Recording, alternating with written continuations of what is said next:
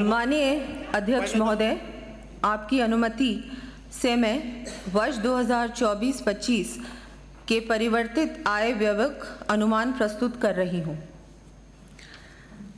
प्रदेश की जनता ने जिस विश्वास व स्नेह के साथ हमें जन कल्याण तथा सुशासन की अवधारणा को लागू कर राजस्थान को देश के अग्रणी विकसित राज्य के रूप में स्थापित करने का अवसर दिया है, उसी भावना से प्रेरित होकर हमने 8 फरवरी 2024 को माननीय सदन में लेखा अनुदान प्रस्तुत करते समय ही गत सरकार द्वारा विरासत में दी गई गलत नीतियों एवं कमज़ोर वित्तीय स्थिति की चुनौतियों को स्वीकार कर अर्थव्यवस्था के सुदृढ़ीकरण, आधारभूत संरचना के विकास, नीति निर्धारण की पहल तथा सबसे महत्वपूर्ण आमजन को राहत देने की दिशा निर्धारित की है।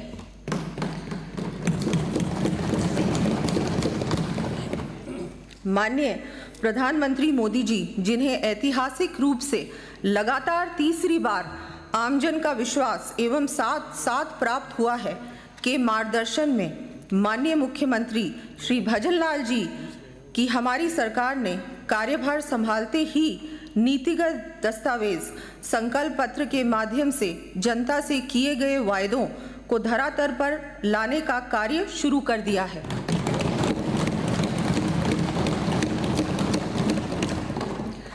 इसके प्रत्यक्ष उदाहरण हैं, इस वित्तीय वर्ष के प्रारंभ से ही लोकसभा चुनावों की आचार संहिता लागू होने के बाद भी हमारे द्वारा अल्प अवधि में ही 53% से अधिक बजट घोषणाओं तथा संकल्प पत्र के 45 बिंदुओं पर कार्रवाई पूरी की जा चुकी है।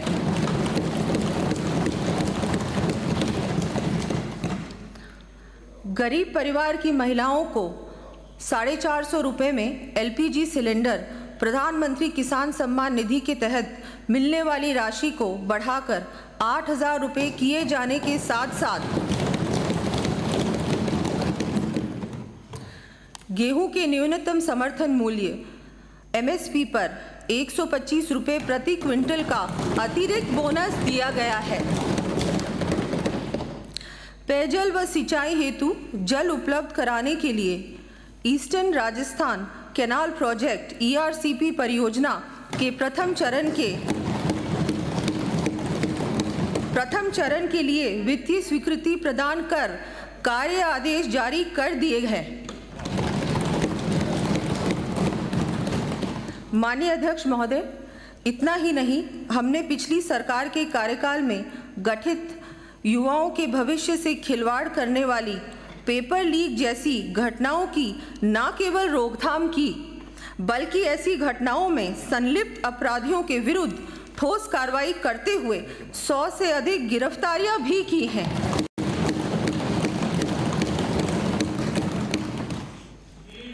हम आगे भी प्रदेश को निरंतर विकास के पथ पर अग्रसर करने के लिए कार्य करते रहेंगे तथा मुझे पूरा विश्वास है कि इस कार्य में हमें सभी का साथ मिलेगा। मैं आज माननीय सदस्यों को देश के प्रसिद्ध रचनाकार निदा फाजली जी की वो पंक्तियां याद दिलाना चाहूँगी जो माननीय प्रधानमंत्री मोदी जी ने लोकसभा में उद्धृत की थी।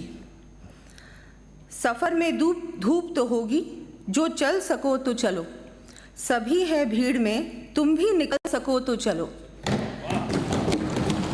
किसी के वास्ते राहें कहाँ बदलती हैं, तुम अपने आप को खुद ही बदल सको तो चलो।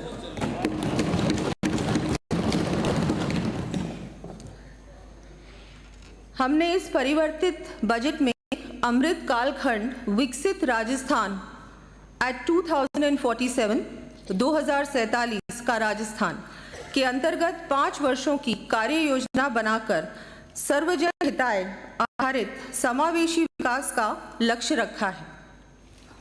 हम इस कार्य योजना के अंतर्गत भविष्य के लिए हमारे 10 संकल्प हैं।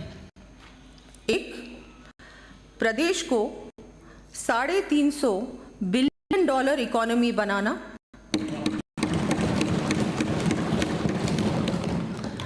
2, बुनियादी सुविधाओं पानी, बिजली व सड़क का विकास, इंफ्रास्ट्रक्चर डेवलपमेंट। 3, सुनियोजित विकास के साथ शहरी, ग्रामीण व क्षेत्रीय विकास, quality of life, civic immunities. 4, सम्मान सहित किसान परिवारों का आर्थिक सशक्तिकरण, agriculture growth and farmers welfare. 5, बड़े उद्योगों के साथ साथ MSME को प्रोत्साहन, इंडस्ट्रियल डेवलपमेंट एंड प्रमोशन। 6, विरासत भी और विकास भी की सोच के साथ धरोहर संरक्षण, tourism, art and culture promotion. 7, सतत विकास के साथ हरित राजस्थान एवं पर्यावरण संरक्षण, sustainable development and green growth. 8, मानव संसाधन विकास एवं सबके लिए स्वास्थ्य, human resource development and health for all. 8, 9, social security, गरीब एवं वंचित परिवारों के लिए गरिमामयी जीवन। 10, good governance, perform, reform and transform के साथ सुशासन। आधारभूत संरचना, इंफ्रास्ट्रक्चर, पेयजल। ये सर्वविदित है कि हमारा प्रदेश वाटर डिफिशिएंट है, इसलिए जल की महत्वता को प्रदेशवासियों से बेहतर कोई नहीं समझ सकता। हर घर जल पहुंचाने की केंद्र प्रायोजित महत्वाकांक्षी योजना जल जीवन मिशन हमारे प्रदेश के लिए वरदान साबित हो सकती है, किंतु पूर्व सरकार की उदासीनता व ढिलाई के चलते इस योजना में हमारा प्रदेश अत्यंत पिछड़ गया। अब हमने इस मिशन को गति देते हुए पारदर्शिता के साथ कार्य प्रारंभ कर इस वर्ष 15,000 करोड़ रुपए व्यय कर 25 लाख ग्रामीण घरों में नल से जल पहुंचाने का लक्ष्य रखा है। इसी क्रम में अब मैं जल जीवन मिशन के तहत 5,846 अतिरिक्त गांवों को सतही जल के माध्यम से पेयजल उपलब्ध कराने के लिए लगभग 20,370 करोड़ रुपए की लागत से 6 वृहद पेयजल परियोजनाओं के कार्य हाथ में लिए जाने की घोषणा करती हूँ।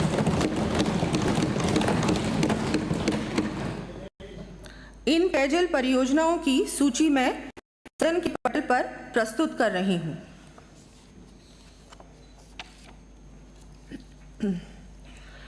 ग्रामीण क्षेत्रों के अनुरूप ही शहरी क्षेत्रों में भी पेयजल उपलब्ध कराने के लिए अमृत 2.0 योजना के अंतर्गत प्रस्तावित विभिन्न योजनाओं का समयबद्ध क्रियान्वयन पिछली सरकार द्वारा नहीं किया गया। अमृत 2.0 योजना के अंतर्गत अब मैं प्रदेश के 183 शहरों कस्बों में पेयजल व्यवस्था में सुधार हेतु लगभग 5,180 करोड़ रुपए के कार्य 2 वर्षों में करवाए जाने की घोषणा करती हूँ। प्रदेश में विभिन्न 32 शहरी जल स्रोत जीर्णोद्धार के कार्य 127 करोड़ रुपए की लागत से करवाए जाने प्रस्तावित हैं। अजमेर शहर की पेयजल आवश्यकता की पूर्ति के लिए सर्विस रेजोवा निर्माण तथा नसीराबाद से नौसर घाटी कोटड़ा क्षेत्र तक पाइपलाइन का कार्य किया जाना प्रस्तावित है। टोडा रायसिंह, केकड़ी देवली, मालपुरा व अलीगढ़ टोंक हेतु शहरी पेयजल योजनाओं में 50 करोड़ रुपए से अधिक की लागत से उच्च जलाशय, पाइपलाइन आदि के कार्य करवाए जाएंगे।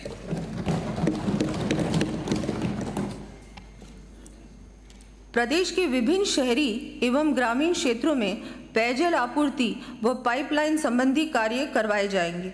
इन कार्यों का विवरण मैं सदन के पटल पर प्रस्तुत कर रही हूँ।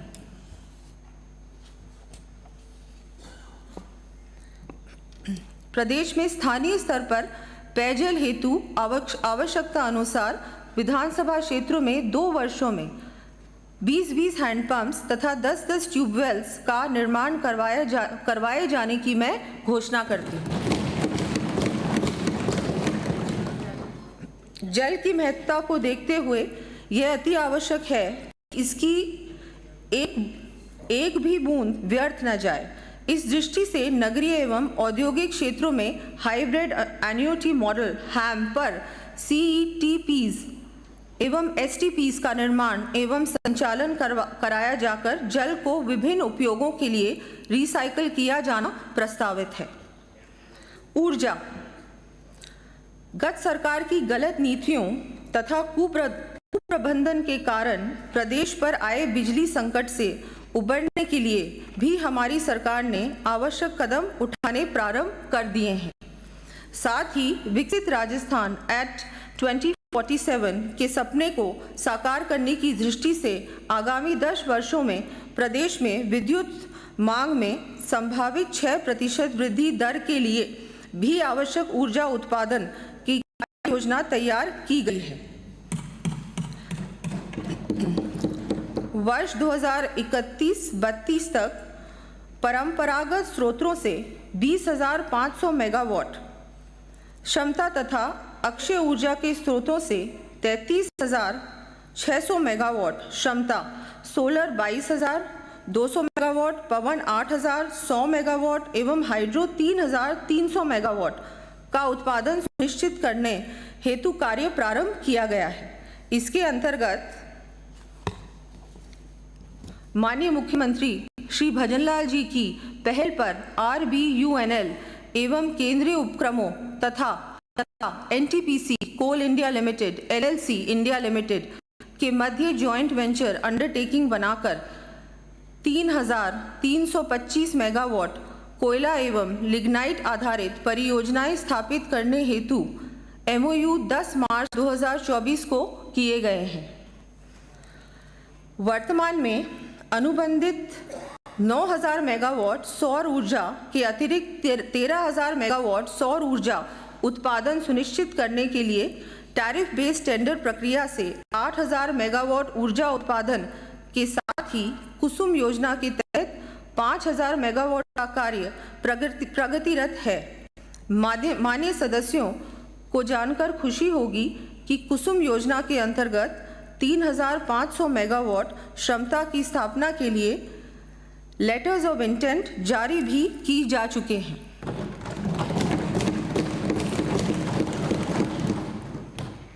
इस प्रकार वर्ष 2031-32 तक की ऊर्जा की मांग की पूर्ति हेतु 2,25,000 करोड़ रुपए की लागत के कार्य करवाए जाने प्रस्तावित है। साथ ही हमारे द्वारा अक्षय ऊर्जा के उत्पादन को गति देने के लिए आवश्यक लैंड पॉलिसी को भी लागू किया जा चुका है। अब निजी क्षेत्र के माध्यम से रिन्यूएबल एनर्जी के उत्पादन को भी गति देते हुए 50,000 मेगावाट से अधिक उत्पादन क्षमता स्थापित करने की दिशा में पुगल, छतरगढ़, बीकानेर एवं बोडाना, जैसलमेर में सोलर पार्क विकसित किए जाने का कार्य हाथ में लिया जाएगा। इसके अतिरिक्त राज्य में ऊर्जा भंडारण क्षमता विकसित किए जाने हेतु नीति लाई जाएगी। इसके अंतर्गत पंप स्टोरेज का भी समावेश किया जाएगा। इस क्रम में 12 भरतपुर एवं अन्य जिलों में फीजिबिलिटी के आधार पर पंप स्टोरेज के माध्यम से भी ऊर्जा उत्पादन क्षमता सृजित की जाएगी। माननीय प्रधानमंत्री जी के हर घर हर खेत बिजली निर्बाध रूप से उपलब्ध कराने के संकल्प को साकार करने के लिए हमारी सरकार प्रदेश में विद्युत तंत्र को मजबूत करने एवं इसके विस्तार हेतु आवश्यक कदम उठाने जा रही है। ये सुधार कार्य हैं एनर्जी एक्सेस रिफॉर्म्स, PM सौर्य घर मुफ्त बिजली योजना के अंतर्गत प्रत्येक जिले में आदर्श सौर्य ग्राम बनाए जाना प्रस्तावित है। प्रत्येक ग्राम में 2 मेगावाट क्षमता तक के डिसेंट्रलाइज्ड सोलर पावर प्लांट्स की स्थापना की जाएगी। इसके लिए 40% अनुदान दिया जाना प्रस्तावित है।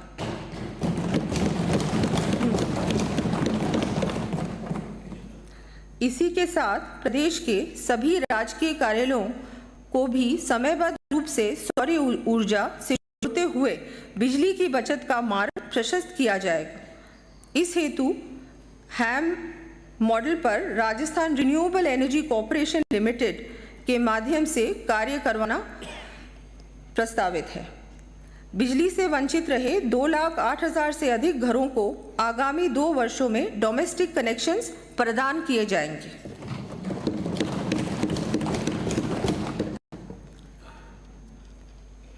₹765 केवी के 6, 400 केवी के 7, 220 केवी के 15 व 132 केवी के 40 GSS व संबंधित लाइनों का चरणबद्ध रूप से विस्तार व निर्माण किया जाएगा।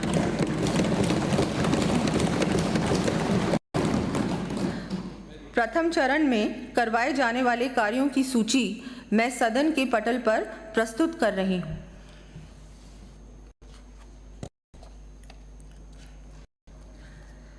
Energy leakage prevention reforms, revamped distribution sector scheme RDSS के अंतर्गत विद्युत लीकेज को रोकने तथा आमजन की सुविधा के दृष्टिगत समस्त विद्युत उपभोक्ताओं के चरणबद्ध रूप से स्मार्ट मीटर्स लगाए जाने प्रस्तावित हैं।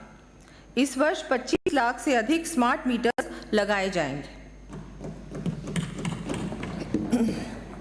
सड़क, देश के लोकप्रिय प्रधानमंत्री श्री नरेंद्र मोदी जी का मानना है कि इंफ्रास्ट्रक्चर न केवल लोगों के जीवन को आसान बनाता है बल्कि समाज को भी सशक्त करता है। उन्होंने इसी दृष्टि से कहा है, we must invest in resilient infrastructure today for a better tomorrow. अर्थात बेहतर कल के लिए हमें आज सुदृढ़ आधारभूत ढांचे में निवेश करना चाहिए। हमारी सरकार ने माननीय मुख्यमंत्री श्री भजनलाल जी के नेतृत्व में इसी भावना से हर परिवार को गुणवत्तापूर्ण पानी व बिजली उपलब्ध कराने के साथ ही सड़क, नगरीय विकास तथा औद्योगिक आधारभूत संरचना के कार्य प्राथमिकता से हाथ में लिए हैं। मैं सदन के माध्यम से माननीय मुख्यमंत्री महोदय को धन्यवाद देना चाहूंगी कि प्रदेश के समग्र विकास को गति देने के लिए प्रति विधानसभा क्षेत्र 5 करोड़ रुपए की सड़कों व